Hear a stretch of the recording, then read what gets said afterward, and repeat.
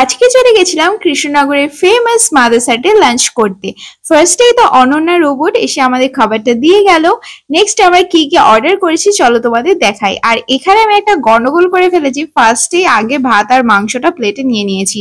তো প্রথমে আমরা অর্ডার করেছিলাম পনির কুলচা, তার সাথে একটুখানি নিয়ে নিয়েছিলাম চিকেনের ঝোল, যেটা দিয়ে খেতে কিন্তু ভালোই লেগেছে। আমি এখানকার পনির কুলচা আগেও ট্রাই করেছি, আমার কিন্তু এটা খেতে ভালোই লাগে।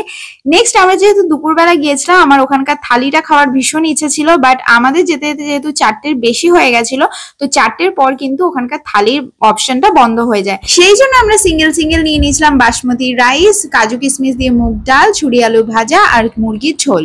এই জিনিসটা আমাকে সবচেয়ে বেশি ডিসঅ্যাপয়েন্ট করে যে আমরা মুরগির ঝোলটা অর্ডার করেছিলাম, সেটা কিন্তু খেতে একটুও ভালো লাগেনি। যেহেতু আমরা ভাত দিয়ে খাবো, তো তার জন্য ওরাই সাজেস্ট করেছিল, কিন্তু ওরা মুরগির ঝোলের সাথে মাটনের কোনো গ্রেভি মিক্স করেছিল, যেটা থেকে পুরো মাটনের গন্ধ আসছিল। আর চিকেনটাও কিন্তু একদমই ফ্রেশ ছিল না। তো যাই হোক, খাওয়া দাওয়ার পর আমরা একটা ভার্জিন মোহিতো অর্ডার করেছিলাম। তো আজকের জন্য এতটাই।